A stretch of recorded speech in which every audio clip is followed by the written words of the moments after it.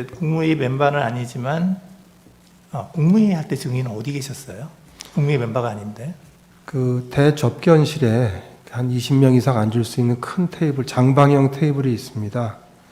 거기에 이제 국무위원들이 쭉 다 앉고 저와 비서실장, 안보실장은 제일 끝자리에 가장 떨어진 끝자리에 앉아 있었습니다. 그랬군요. 그 국무회의를 이제 그 9시 21시 30분경에 시작을 했고 하여튼 회의를 시작을 했고 증인께서는 그 22시 45분에 대통령실을 출발하셨죠. 시간은 몇 분 틀릴 수는 있지만 대개 맞습니다. 네, 예, 맞죠, 그렇습니다. 맞죠. 예. 그런데 이제 그 대통령실에서 출발해서 이제 국정원으로 차를 타고 가고 있는데 대통령이 전화를 했어요, 증인에게. 그죠? 증인이 맞습니다. 전화 받았잖아요. 예. 근데 그때 대통령께서 원장님 참 미국 출장은 어떻게 하시기로 했어요? 라고 물었죠. 네, 그렇습니다. 예. 그래서 증인이 이런 상황에서 미국을 어떻게 가겠습니까? 라고 대답을 했고, 대답하셨죠. 그렇게. 예. 그러니까 대통령께서 그렇지요. 지금 가기는 어렵겠지요. 라고 하고 전화를 끊었죠. 예. 근데 그게 그 통화를 한 게 지금 통화 기록상으로 보면 22시 55분에서 57분이거든요. 그런데 지금 또 통화 기록을 보면 그 대통령께서 그 홍장원 1차장에게 전화를 한 게 22시 53분이에요. 그런데 그 통화 시간이 1분 24초입니다. 꽤 길게 했어요. 그리고 그 지금 홍장원 차장의 그 진술에 의하면 그 전화 때 대통령께서 첫 말씀이 봤지? 비상계엄 발표하는 거. 이렇게 하길래 홍장원 차장이 네 봤습니다. 이렇게 하니까 대통령이 이번 기회에 싹 다 잡아들여.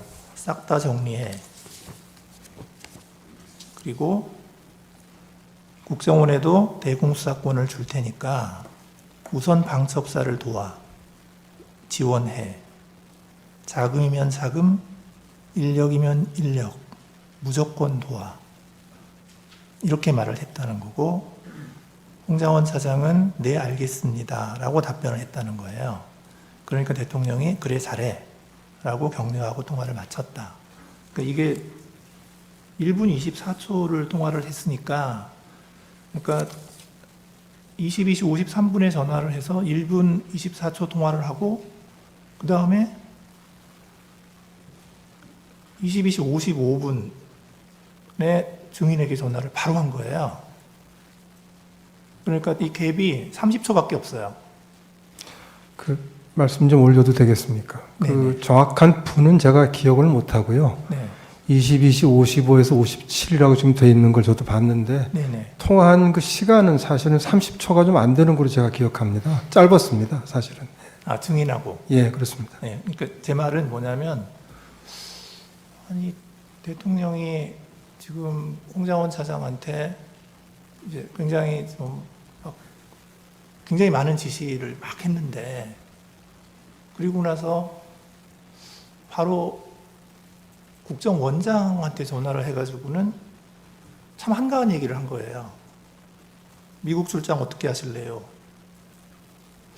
좀 잘 이해가 간 거거든요.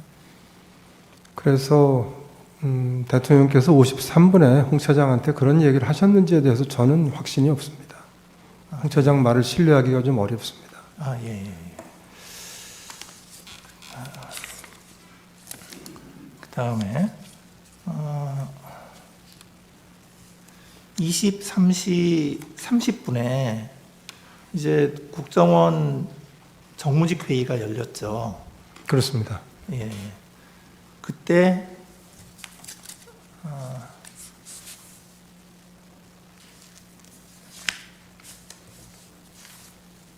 잠깐만요.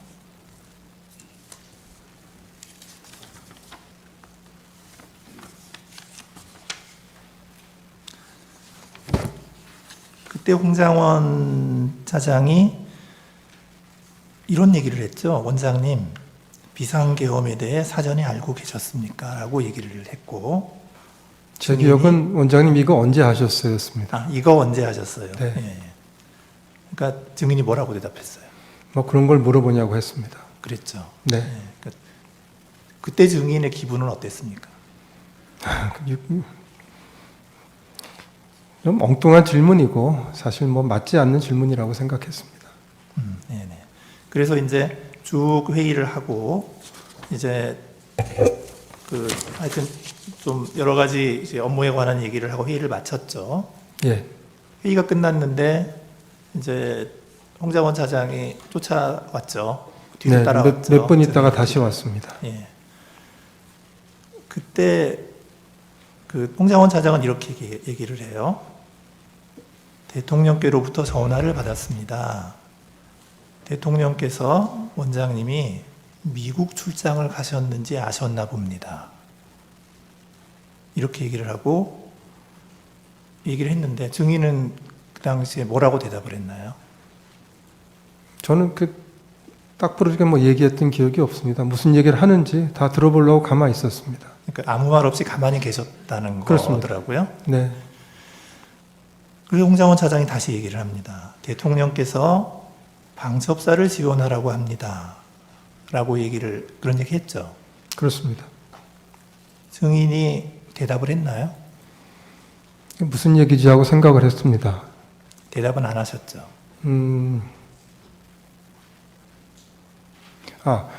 그 다음에 이어서 홍장원 차장이 근데 뭐 추가 지침을 주실 게 있느냐고 물어봤고, 그래서 제가 아까 정부직 회의에서 얘기한 대로 각자가 어떤 일을 비상계엄 하에서 국정원이 하게 되었는지를 보고 내일 아침에 논의하자고 하지 않았느냐, 그렇게 합시다라고 답을 합니다.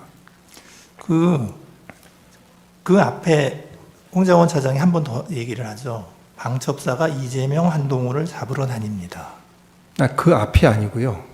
그 다음인가요? 재판관님, 이제 저한테는 처음에 와서 대통령께 전화를 받았다. 네.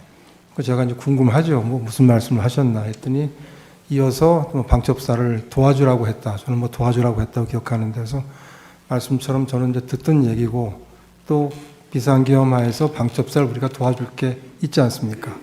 그랬더니 그럼 뭐 놀랄 일은 아닌데, 다만 대통령께서 1차장한테 전화하신다는 얘기를 처음 들었기 때문에 저 속으로는 굉장히 궁금한데, 제 성격이 그렇습니다. 대놓고 어떻게 하다 대통령 전화를 받았냐라고 물어보는 성격은 아닙니다. 그래서 그냥 들었고 나중에 한번 알아봐야 되겠다고 생각했고요. 그다음에 이제 조금 있다가 이어서 뭐 안색 얘기를 해서 제가 기억을 하는데, 안색을 쭉 살폈는데 뭐 생각이 복잡하시다고 했나, 하여튼 뭐라고 표현을 하면서, 근데 혹시 더 지침을 더 주실 게 있느냐고 얘기해서 제가 아니 뭐 더 줄 거 없고 정무직 회의 때 얘기했던 거하고 같다라고 뭐 좀 설명을 했겠죠. 설명을 했더니 정말 그때는 좀 뜸을 좀 들인 다음에, 근데 이재명, 한동훈 오늘 밤에 좀 잡으러 다닐지 모르겠습니다. 뭐 이런 취지로 얘기를 해서 지금 또 갑자기 무슨 소리냐라고 저는 생각했습니다. 갑자기 튀어버렸습니다. 비약이 돼가지고. 그래서 이게 뭐 우리하고 상관도 없는 일이고, 그 다음에 두 번째는 그럴 것 같지 않고, 그래서 제가 보면서 그리고 이제 지금같이 엄중한 시기인데 원장하고 차장이 뭐 이런 일이 생길지도 모른다라는 얘기를 하는 게 좀 어울리지 않는다, 맞지 않는다고 생각해서 제가 이렇게 얘기를 했습니다. 아까 얘기한 것처럼 내일 아침 회의 때 다 우리 국정원이 하게 되어 있는 일을 의논을 하는 거로 하자. 뭐 더 할 얘기가 있으면은 그때 가서 하라고 하고 얘기를 했더니 좀 제 얼굴을 보고 있다가 일어나서 나갔습니다. 그겁니다. 그리고 저한테 방첩사가 잡으러 다닌다고 하지 않았습니다. 그냥 잡으러 다닐 것 같습니다. 그런 일이 생길지 모르겠습니다라고 이렇게 얘기를 했고, 그 다음에 뭐 위치 추적이라든지 방첩사령관과의 통화라든지 어떤 명단을 받았다든지 그 명단이 이거라고 보여준다든지 이런 얘기들이 없었습니다. 예, 알겠습니다. 자, 이제 그날 22시 30분에 국정원 정무직 회의를 하기 전에 이제 무슨 일이 있었냐면은 이게 여인영 방첩사령관이 이렇게 얘기를 해요. 자기가 텔레그램 전화로 22시 30분에 그러니까 1시간 전이죠. 22시 30분에 조지호 경찰청장에게 전화를 해서 체포 대상자 14명에 대해서 이야기를 하고 위치 추적을 부탁했다. 그 여인영이 그렇게 얘기를 하거든요. 예. 근데 이제 그 연락을 받은 조지호 경찰청장이 이제 뭐라고 얘기를 하냐면 여인영 사령관한테서 전화가 왔는데 메모를 좀 해달라고 얘기를 했다. 자기한테. 그래서 조지호 경찰청장이 준비되었다라고 하니까 사람 이름을 불렀는데 15명 이름을 불렀다. 가장 먼저 불렀던 것이 이재명, 그리고 우원식, 박찬대, 정청래, 김명수, 권순일이라고 했고 또 다른 이름을 불렀는데 김동연이라고 해서 경기도지사냐 이렇게 여인영한테 물어봤더니 김동현이다. 이재명 무죄 선고한 판사다. 이렇게 여인영이가 얘기를 했고 여인영이가 이 사람들을 체포할 건데 위치 파악을 좀 해달라고 해서 이렇게 부탁을 받았다. 이렇게 얘기를 하거든요. 그리고 나서 이제 조지호 청장이 또 뭐라고 얘기를 하냐면 그 다음에 그 텔레그램 전화가 한 번 더 왔다는 거예요. 그래서 두 번째 통화를 해서 굉장히 급하게 한동훈 추가입니다. 이렇게 얘기를 했다는 거예요. 그 시간이 언제냐면 22시 30분에서 40분 사이입니다. 그런데 이 전화를 받고 조지호 총장이 어떻게 했냐면 협조를 안 해줬어요. 그러니까 바로 거절하지는 않고 협조를 안 해주고 그냥 아무런 조치도 안 하고 가만히 있었다는 거예요. 그게 조지호 청장의 이야기고요. 그런데 이제 그 다음에 이제 홍장원과 여인영이 이제 통화를 한 게 30분 후인 23시 06분입니다. 그때 2분 47초간 통화 기록이 있어요. 그때 오늘 쭉 얘기한 14명 명단 불러주고 위치 추적 협조해달라고 얘기를 했다는 거거든요. 그리고 나서 23시 30분에 그 정무직 회의가 있었고 회의 끝나고 증인한테 가서 이제 그 이재명 한동훈 잡으러 다닐 것 같습니다라고 얘기했다는 거거든요. 그래서 요거를 시간순서대로 쭉 이렇게 놓고 보면은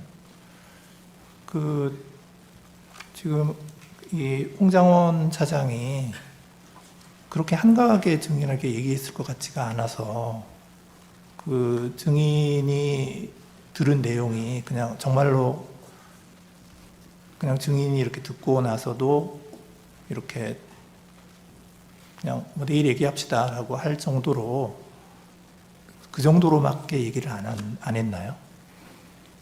그 재판관님, 제가 이 부분을 아주 정확하게 기억하고 말씀을 드립니다. 이 엄정한 법정에서 다른 말씀을 드리면 안 되기 때문에 제가 진실대로 제 기억대로 그대로 말씀드린다는 말씀을 드리고 한 가지만 더 추가해서 말씀드리면, 말하자면 큰 비밀을 이제 얘기를 했다면 그런 비밀이 하나 생긴 거 아니겠습니까?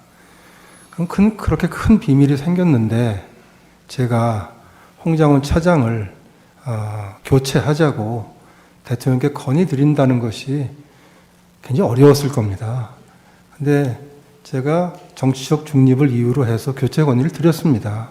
그걸 보시더라도 만일에 홍장원 차장이 저한테 자세히 얘기를 하고 했다면 제가 보기에는 교체 건의하기 상당히 어려웠을 것이다. 그것만 봐도 그건 아니었을 것이다 라고 제가 이렇게 말씀을 좀 드리겠습니다. 예. 김대우라고 방첩사의 단장이 있습니다. 그래서 그날 실제로 국회로 갔던 사람이거든요. 근데 이제 이분은 또 뭐라고 얘기를 하냐면, 여인영 방첩사령관이 이제 말씀하시기를 김용현 국방부 장관님으로부터 명단을 받았다면서 김대우 단장에게 수첩에 받아 적으라고 하였습니다. 그런데 그게 이재명, 한동훈, 우원식, 김어준, 박찬대, 조국 등의 이름이 기억이 나는데 14명이었습니다. 이렇게 얘기를 했는데, 그래서 이런 것들도 보면은 여인영 방첩사령관 입장에서는 홍장원 차장에게 그런 통화를 할 필요성은 있었던 것으로 생각이 되거든요. 근데 하여튼 증인 생각으로는 홍장원 차장이 그렇게 심각하게 얘기한 게 아니다. 그날 밤에 있었던 일은 제가 진실대로 말씀을 드렸고, 만일 홍장원 차장이 얘기한 대로 얘기를 했으면은 제가 지침을 내리고 같이 남아서 공간에 퇴청을 하는 것이 아니라 아마 사무실에 나와서 뭔가 일을 하거나 아니면 뭔가 결정을 했을 것입니다. 그래서 제가 말씀드린 그대로 저로서는 도저히 이해할 수 없고 알아듣기 어려운 방법으로만 얘기를 했고, 그 이상 얘기를 하지 않았다는 말씀과, 그거를 처음 제가 이런 일이 있다는 걸 그렇게 얘기한다는 걸 알게 됐던 건 12월 6일 오전이라는 말씀, 그리고 만일에 그런 그런 비밀스러운 얘기를 제가 들었다고 할 것 같으면, 그러면 그건 제가 홍장원 차장 교체를 건의하기 굉장히 힘들었을 거라는 거. 그리고 만일 그게 사실이라면 어찌 보면 국정원장이 제가 교체가 될 일일지도 모르는 것이죠. 그래서 이게 앞뒤가 맞지 않는 말씀이고, 그래서 저는 제가 기억나는 대로 쭉 말씀을 드렸다라고 하는 제 말씀 다시 한번 드리겠습니다. 예, 알겠습니다. 예, 감사합니다.